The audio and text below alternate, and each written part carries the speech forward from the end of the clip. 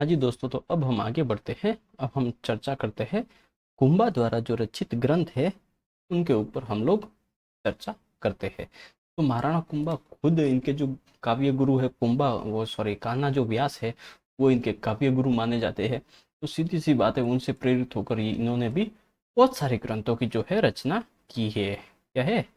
इन्होंने भी बहुत सारे जो ग्रंथ है उनकी रचना की है, जिनमें अगर हम प्रमुख प्रमुख नाम देखें तो एक आते हैं संगीत रत्नाकर। क्या नाम है इनके जो ग्रंथ है? एक नाम है संगीत रत्नाकर। वहीं अगर हम देखें तो संगीत रत्नाकर हो गया। जो संगीत मीमांसा है, क्या नाम है? संगीत मीमांसा, ये भी महाराणा कुंभा के द्वारा रचित है।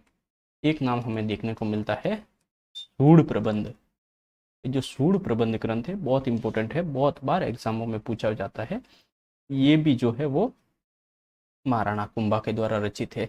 एक इनका एक प्रमुख ग्रंथ आता है, इसका नाम आता है संगीत राज। क्या है? इनका एक इंपॉर्टेंट ग्रंथ आता है संगीत राज। अगर हम इस संगीत राज की बात करें तो ये जो ग्रंथ है वो 5 भागों में विभाजित है। संगीत राज जो ग्रंथ है वो कितने भागों में? 5 भागों में ये ग्रंथ बटा हुआ है। 5 भागों की अगर हम चर्चा करें कि कौन कौन से 5 भाग है, तो एक आता है पाठ रतन कोश। क्या है? ये इसके 5 भाग है, मैं इसके नाम लिख रहा हूँ। जो पाठ रतन कोश है वो संगीत राज का एक भाग आता है। उसके बाद गीत रतन कोश,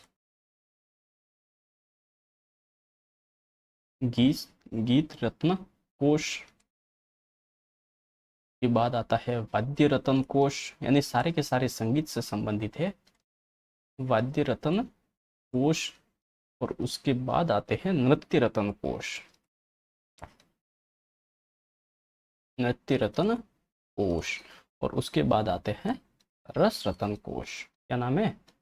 रस रतन कोश। ये सारे के सारे जो है संगीत राज के भाग माने जाते हैं। देखो, संगीत को सीखने, संगीत के ऊपर राज करने के लिए क्या करना पड़ता है? पहले उसको धीरे धीरे प्रैक्टिस करो, उसको पढ़ने का प्रयास करो, फिर उसको क्या करो, गीत के रूप में पढ़ने का प्रयास करो। तो पाठ रतन कोश, उसको फिर गीत के रूप में, लय के रूप में गाने का अगर हम प्रयास करेंगे तो वो हो जाएगा गीत रतन कोश। फिर गीत के साथ साथ धीरे धीरे अगर वाद्य यंत्र भी बजने लग जाए तो उसका मजा ही अलग आ जाएगा। तो वाद्य रतन कोश।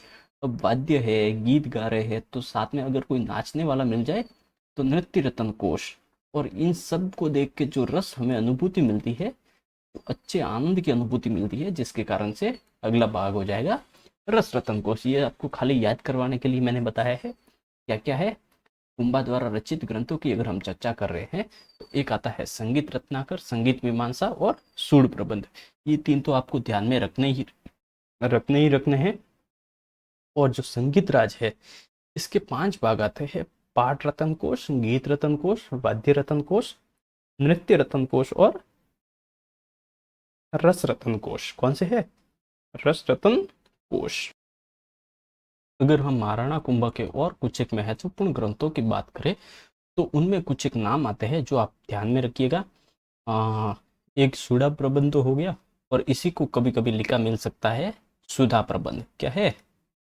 इसे ही लिखा मिल सकता है सुधा प्रबंध करके भी हमें नाम देखने को मिलता है। एक इनका हो गया एक राजकार्य से संबंधित, इनका एक ग्रंथ आता है राजवर्णन की, राजकार्य किस तरीके से संभालना चाहिए, राजवर्णन हो गया। संगीत का जो संगीत राज के जो क्रम है, इससे आप ध्यान में रख सकते हैं कि जो संगीत क्रम है वो भी महाराणा कुंभा के द्वारा ही रचित एक ग्रंथ आता है। और जो नाच कौन कर रही है? नाच कर रही है दीपिका। ये जो है वो भी महाराणा कुंभा का ही एक ग्रंथ आता है। और एक आता है संगीत सुधा और हरिवार्तिका। ये दो एक इंपॉर्टेंट ग्रंथ आ जाते हैं। क्या नाम है? एक नाम है, मैं रेड पेन से लिख देता हूँ, एक नाम है हरिवार्तिका या हरिवार्तिक भी लिख सकते हैं। हरिवार्तिक हो गया, और एक हो गया संगीत सुधा। संगीत प्रेमी होने के कारण संगीत सुधा, ये ग्रंथ भी महाराणा कुंभा का आता है। तो हमने महाराणा कुंभा के कुछ एक ग्रंथ देखे जिनमें संगीत रत्नाकर, संगीत मीमांसा, सूड़ प्रबंध या सुधा प्रबंध हो गया, और राजवर्णन, संगीत का क्रम, दीपिका, हरिवार्तिक और जो संगीत सुधा है, ये सारे के सारे ग्रंथ है वो महाराणा कुंभा के द्वारा लिखे गए थे। और इनमें एक इम्पोर्टेंट ग्रंथ आता है जिसका नाम है संगीत राज, जो कि 5 भागों में विभाजित है और वो हमने चर्चा पहले कर ली है। तो अब हम आगे बढ़ते हैं। अगला है ये देखो संगीत राज, ये नई स्लाइड आ गई। ये जो मैंने पीछे आपको यहाँ पर लिखा है ये सारे के सारे यहीं पे आने वाले। तो हाँ जी दोस्तों, तो ये वापस संगीत राज वाला जो टॉपिक आ गया है। संगीत राज के 5 भाग है। इसकी रचना महाराणा कुंभा के द्वारा की गई थी। इसकी रचना जो है किसके द्वारा की गई है? रचना करने का जो श्रेय दिया जाता है वो दिया जाता है, इसकी जो रचना है वो किसके द्वारा की गई? महाराणा कुंभा के द्वारा इसकी जो रचना है वो की गई थी। इसके 5 भाग आते हैं: पाठ रतन कोश, गीत रतन कोश, वाद्य रतन कोश, नृत्य रतन कोश और रस रतन कोश। अगर हम इसके बारे में और कुछ एक ये जो महाराणा कुंभा है वो कुछ एक महत्वपूर्ण ग्रंथों के ऊपर कुछ टिप्पणियां वगैरह भी लिखते हैं, तो उनके बारे में अगर हम देखें तो वो भी हम लोग देख लेते हैं। जयदेव के गीत गोविंद पर रसिक प्रिया जो टीका है वो लिखी गई थी महाराणा कुंभा के द्वारा। महाराणा कुंभा द्वारा 1 नंबर पे लिख लेते हैं जयदेव के, इनका जो दरबारी विद्वान है जयदेव ने जो ग्रंथ लिखा है उसका नाम आता है गीत गोविंद। गीत गोविंद पर टीका लिखने का जो कार्य है वो महाराणा कुंभा के द्वारा किया गया और उन्होंने क्या नाम दिया उसे नाम दिया रसिक प्रिया करके नाम दिया गया। उस टीका को क्या कहा? ये तो रसिक प्रिया है। इन्होंने नाम क्या दिया? महाराणा कुंभा ने रसिक प्रिया, लेकिन वो वास्तव में क्या है? जयदेव का जो गीत गोविंद जो ग्रंथ है उसके ऊपर एक लिखी गई टीका है। इन्होंने और क्या लिखा है? तो इन्होंने लिखा है चंडी शतक है, एक ग्रंथ आता है चंडी शतक पर टीका लिखने का जो कार्य है वो भी महाराणा कुंभा के द्वारा किया गया। महाराणा कुंभा बहुत इंपॉर्टेंट शासक आते हैं। एक काम शास्त्र पर कामराज रतिसार ग्रंथ की भी इन्होंने रचना की है। क्या की है? कामराज जो रतिसार ग्रंथ है उसको भी लिखने का जो कार्य है वो महाराणा कुंभा के द्वारा किया गया है। और वहीं अगर हम महाराणा कुंभा के बारे में देखें तो महाराणा कुंभा जो वीणा बजाने में भी एक बहुत ही निपुण शासक थे। क्या थे? निपुण थे। हम यहाँ पर लिख सकते हैं इंपॉर्टेंट डाल के कि महाराणा कुंभा, इसकी चर्चा कर रहे हैं, महाराणा कुंभा वीणा बजाने में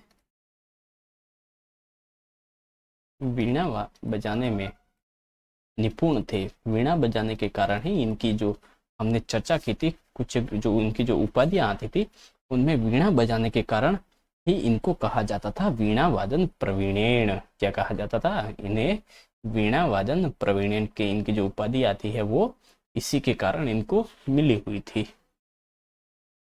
महाराणा कुंभा के एक दरबारी जो शिल्पी आते उनकी चर्चा करें तो वो नाम है मंडन। तो मंडन कौन थे? तो मंडन थे महाराणा कुंभा के जो दरबारी शिल्पी है। जो हमने देखा था कि जो कुंभलगढ़ दुर्ग है उसका निर्माण भी इसी मंडन के नेतृत्व में किया गया था। तो महाराणा कुंभा के ये क्या है? महाराणा कुंभा के दरबारी जो शिल्पी है उनमें प्रमुख है मंडन। क्या नाम है? मंडन। इनके द्वारा अगर हम जो ग्रंथ लिखे गए हैं उनकी अगर हम बात करें तो इनके जो प्रमुख ग्रंथ आते हैं उनमें पहला नाम देखने को मिलता है राजवल्लभ। क्या है? राजवल्लभ, यानी राजा का जो वल्लभ है, यानी जो महल वगैरह है वो किस तरीके से होना चाहिए उसके ऊपर जो ग्रंथ लिखा गया है वो है राजवल्लभ। ये किसके ऊपर है? ये है शिल्प शास्त्र के ऊपर। किसके ऊपर ये लिखा गया ग्रंथ है? शिल्प शास्त्र के ऊपर लिखा गया ग्रंथ है। वहीं अगर हम देखें तो एक इनका ग्रंथ आता है रूपमंडन। देखो लगभग लगभग इनके जो ग्रंथ है वो इनके नाम से ही शुरू होंगे। रूपमंडन जो कि मूर्ति कला के ऊपर लिखा गया ग्रंथ है। किसके ऊपर लिखा गया है? ये लिखा गया है मूर्ति कला पर। और जो राजवल्लभ है वो शिल्प शास्त्र पर लिखा गया ग्रंथ है। अगला इनका ग्रंथ आता है वेद मंडन क्या है? वैद्य मंडल क्या है? वैद्य जो मंडन ग्रंथ है वो आयुर्वेद पर लिखा गया, जो आयुर्वेद होती है उसके ऊपर लिखा गया ये ग्रंथ आता है। क्या नाम है? वैद्य मंडन। अगला ग्रंथ आता है इनका शकुन मंडन, यानी शकुन और अपशकुन देखना, यानी एक तरीके से जो ज्योतिष विद्या है उनके ऊपर भी मंडन के द्वारा ग्रंथ लिखा गया। ज्योतिषी पर, किसके ऊपर? ज्योतिषी पर जो ग्रंथ लिखा गया वो है शकुन मंडल। इनके और बहुत सारे ग्रंथ आते हैं, लेकिन हम कुछ महत्वपूर्ण महत्वपूर्ण ग्रंथों के ऊपर ही हम चर्चा कर रहे हैं। एक ग्रंथ आता है कोदंड मंडन। कोदंड जो कि धनुष का पर्यायवाची शब्द होता है। तो ये जो है ग्रंथ लिखा गया है किसके ऊपर? धनुष विद्या के ऊपर। और लिखने का कार्य मंडन से आप समझ ही सकते हो कि ये लिखने का कार्य कौन करेगा? वो करेंगे मंडन के द्वारा, जो कि महाराणा कुंभा के एक तरीके से क्या है? दरबारी विद्वान है। अगला आता है प्रसाद मंडन। प्रसाद का अर्थ होता है जो महल वगैरह है। तो दुर्ग व भवन निर्माण पर जो ग्रंथ लिखा गया है वो प्रसाद मंडन। प्रसाद मंडन यानी ये दुर्ग व भवन निर्माण पर, दुर्गों पर जो लिखा गया है वो है, ये नाम हमें देखने को मिलता है। और कुछ एक और इम्पोर्टेंट अगर हम ग्रंथों की चर्चा करें तो 7वें नंबर पर मंडन के द्वारा जो कि आपको ध्यान में रखना है, एक आता है वास्तु मंडन, जो कि वास्तु शास्त्र के ऊपर लिखा गया है। तो ये तो आपको ध्यान में रह ही जाएगा। और एक इम्पोर्टेंट आता है, देखो, एक तो आपको राजवल्लभ याद रखना है, और एक आता है देव मूर्ति प्रकरण। जो देवताओं की जो मूर्ति है उसको बनाने को लेकर जो प्रकरण है उसके ऊपर मंडन के द्वारा ग्रंथ लिखा गया है, देव मूर्ति प्रकरण। तो आपको ध्यान में क्या क्या रखना है? एक तो राजवल्लभ और एक देव मूर्ति प्रकरण, बाकी सबके पीछे मंडन करके स्वयं में लिखा गया है। एक बार रिपीट कर देते हैं, तो हम लोग एक बार रिपीट कर देते हैं कि हम लोग पढ़ रहे हैं मंडन। ये कौन थे? तो महाराणा कुंभा के दरबारी शिल्पी थे। इनके द्वारा राजवल्लभ शिल्प शास्त्र पर और देव मूर्ति प्रकरण ये ग्रंथ लिखे गए। बाकी सब में मंडन है। रूप मंडन मूर्ति कला पर, वैद्य मंडन आयुर्वेद पर, शकुन मंडन ज्योतिषी पर, कोदंड मंडन धनुष विद्या पर, प्रसाद मंडन दुर्ग निर्माण से रिलेटेड, और वास्तु मंडन वास्तु शास्त्र के ऊपर। अब हम आगे बढ़ते हैं। तो अगला जो इनका जो दरबारी विद्वान आता है वो आता है नापा करके। क्या नाम है? नापा करके। तो हम देखते हैं कि ये नापा कौन थे। तो अगर हम नापा की बात करें तो ये मंडन के भाई है। कौन है? ये है मंडन के भाई है। क्या है? मंडन के भाई। मंडन के भाई है तो सीधी सी बात है, तो ये भी किसके कार्यकाल में होंगे? तो ये भी महाराणा कुंभा के दरबारी। ये भी क्या है? ये भी महाराणा कुंभार के दरबारी विद्वान है, या दरबार में दरबारी जो शिल्पी है वो नापा है। और अगर हम देखें तो इनके द्वारा एक ग्रंथ का निर्माण किया गया नापा के द्वारा। तो जो नापा का जो ग्रंथ आता है वो हमें देखने को मिलता है वास्तु मंजरी। क्या नाम है? जो वास्तु मंजरी ग्रंथ है वो नापा के द्वारा लिखा गया था। देखो, वास्तु की बात हो रही है। वास्तु वास्तु को मंजरी यानी एक तरीके से मापने का कार्य है। तो नापा, नापा मापा, तो वास्तु मंजरी। वास्तु के लिए सारे के सारे जो कार्य है वो सब माप माप के करने पड़ते हैं कि यहाँ पर ये होना चाहिए, यहाँ पर ये होना चाहिए। तो इससे आप ध्यान में रख सकते हैं कि जो नापा है वो मंडन के भाई है, और वास्तु मंजरी इनका प्रमुख ग्रंथ आता है। अगले जो दरबारी विद्वान आते हैं गोविंद। तो ये गोविंद कौन है? तो गोविंद है मंडन के पुत्र है। कौन है? ये है मंडन के पुत्र। तो सीधी सी बात है, महाराणा कुंभा के दरबारी विद्वान भी होंगे। अगर हम इनके द्वारा जो ग्रंथ लिखे गए हैं, आप देखो, ग्रंथ तो आपको याद करने ही पड़ेंगे, क्योंकि सीधा सीधा नाम पूछ लिया जाता है कि रूप मंडन किसका ग्रंथ है, तो आंसर हो जाएगा इसका मंडन का। तो इस तरीके से आपको ये ग्रंथ तो आपको कैसे भी करके रट्टे मारो या कुछ भी करो, आपको याद रखने ही है। तो इनके जो पुत्र आते हैं गोविंद, जो कि मंडन के पुत्र हैं, इनके अगर हम ग्रंथ की बात करें तो इनके चार इंपॉर्टेंट ग्रंथ आते हैं। एक आते हैं उद्धार धोरिणी, यानी क्या नाम है, उद्धार धोरिणी जो ग्रंथ है वो किसका है, गोविंद का है। अगले ग्रंथ की अगर हम चर्चा करें तो दूसरे नंबर पर आते हैं कलानिधि। क्या ग्रंथ है, जो कलानिधि ग्रंथ है वो गोविंद का ग्रंथ है। वहीं अगर हम तीसरे ग्रंथ की चर्चा करते हैं तो एक आती है द्वार दीपिका। क्या है, द्वार दीपिका। और जो चौथा इनका इंपॉर्टेंट ग्रंथ आता है वो है सार समुच्चय। क्या है, जो सार समुच्चय ग्रंथ है वो भी महाराणा, ये जो गोविंद है इसके ग्रंथ आते हैं। देखो मंडन के पुत्र है तो सीधी सी बात है, मंडन के कार्यों का जो उद्धार है वो उसके पुत्र ही करेंगे। तो उद्धार धोरिणी कलानिधि, देखो दीपिका महाराणा कुंभा का ग्रंथ था और द्वार के ऊपर दीपिका गोविंद का ग्रंथ है, और सार समुच्चय आपको ध्यान में रखना ही है। तो इतनी सी बातें हैं जो हमें गोविंद के बारे में ध्यान में रखनी है। तो क्या क्या गोविंद के बारे में ध्यान में रखनी है, मंडन के पुत्र थे, मंडन के पुत्र है तो सीधी सी बात है मंडन के कार्यों का उद्धार करेंगे। तो उद्धार तोरिणी हो गया, कलानिधि हो गया। उद्धार कहाँ पर करेंगे, द्वार के ऊपर करेंगे, तो द्वार दीपिका हो गया। और जो मंडन को सब कुछ मिला है वो किसको सार रूप में मिला है, सार समुच्चय गोविंद को मिला है। तो इतनी सी बातें आपको ध्यान में रखनी है। अब हम आगे बढ़ते हैं, महाराणा कुंभा के जो पुत्र है उनके ऊपर हम लोग चर्चा करते हैं। तो महाराणा कुंभा के मुख्य रूप से दो पुत्र आते हैं। कौन आते हैं, दो पुत्र आते हैं। एक का नाम है उदय, या फिर महाराणा उदय, या फिर उदयकरण भी लिख सकते हैं। क्या नाम है, उदय, या इसी का हमें एक नाम देखने को मिलता है उदयकरण। क्या नाम है, इन्हीं का हमें नाम देखने को मिलता है उदय या उदयकरण। और एक इनके जो पुत्र है वो आते हैं रायमल। क्या नाम है, एक इनके पुत्र आते हैं रायमल। इस उदा ने अपने जो पिता है उनकी क्या कर दी थी, पिता कौन है, पिता है कुंभा, कुंभा की हत्या करने का जो कार्य है वो किया गया था उदा के द्वारा। और ये हत्या कहाँ की गई थी, तो ये हत्या की गई थी मामादेव कुंड के पास में उदा के द्वारा ये कार्य किया गया था। और एक इनके बारे में, पिता की हत्या कर रहा है तो मेवाड़ का पितृहंता, वो भी इसी की उपाधि आती है। क्या है, उदा को ही कहा जाता है मेवाड़ का पितृहंता, यानी पिता की हत्या करने वाला माना जाता है। तो कुंभा के दो पुत्र थे, एक का नाम है, क्या नाम है, एक का नाम है उदा और दूसरे का नाम है रायमल।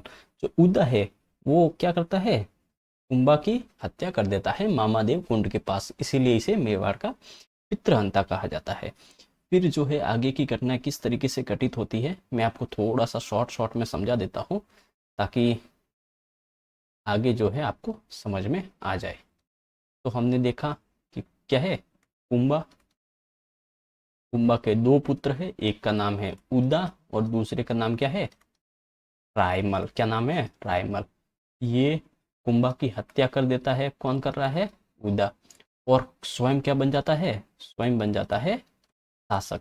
तो ये बात तो इसके दूसरे बेटे रायमल को अच्छी नहीं लगती कि हमारे जो पिता है उसको, पिता की हत्या करके मेरा भाई जो है वो शासक बन बैठा है। तो रायमल क्या करता है, रायमल इसके साथ एक युद्ध करता है उदा के साथ, जिसे कहते हैं दाड़िमपुर का युद्ध। क्या कहते हैं, दाड़िमपुर का युद्ध। इस दाड़िमपुर के युद्ध में रायमल है इसकी जो विजय हो जाती है, और उदा की है जो एक तरीके से उदा की क्या होती है, हार हो जाती है। तो ये उदा है जो अपनी सेना बनाने के लिए एक शासक आते हैं जिसका नाम हमें देखने को मिलता है, क्या नाम है, ये मालवा के पास चले जाते हैं। मालवा के शासक एक होते हैं, अभी नाम मेरे को ध्यान में नहीं आ रहा है। तो ये मालवा के शासक के पास चले जाते हैं और उनको यहाँ तक कह देते हैं कि मैं अपनी जो पुत्री है उनका विवाह आपके साथ कर दूंगा। क्या करेगा, पुत्री का विवाह आपके साथ कर दूंगा, लेकिन आप मुझे मेवाड़ विजय में सहायता करो करके। लेकिन फिर भी ये एक बार क्या होता है कि इनके ऊपर वहां पर जो है बिजली गिरने से इनकी जो है मृत्यु हो जाती है। तो इस तरीके से जो घटना है वो हमारे सामने आती है। लेकिन ये हम कब पढ़ेंगे, ये हम पढ़ेंगे जब हम क्या पढ़ेंगे, राय वो उदा की जो घटना है वो उनके ऊपर देखेंगे, तो वहां पर इनकी हम चर्चा करेंगे। तो आपको खाली बेसिक बेसिक ध्यान में रखना है। अब हम बढ़ते हैं कुंभा का अंतिम समय किस तरीके से गुजरा। हाँ जी दोस्तों, तो हम लोग महाराणा कुंभा का अंतिम समय के बारे में चर्चा कर रहे हैं। तो महाराणा कुंभा को अंतिम समय में एक रोग हो जाता है जिसे कहते हैं उन्माद नामक रोग से ये क्या हो गए, ग्रसित हो गए। और इनका पुत्र उदय या जो उदयकरण आता है वो महाराणा कुंभा की हत्या मामादेव कुंड के पास कर देते हैं।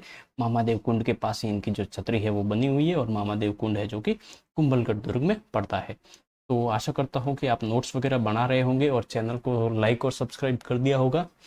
और क्या बोलेंगे, और हाँ, डेली टू डेली रिपीट करते रहिए। ये एकदम शांत काल रहता है, इसमें जितना आप अच्छे से पढ़ेंगे उतनी हमें एग्जाम के टाइम पे आसानी रहती है। तो चलिए मिलते हैं अगली क्लास में, तब तक के लिए स्वस्थ रहिए, मस्त रहिए।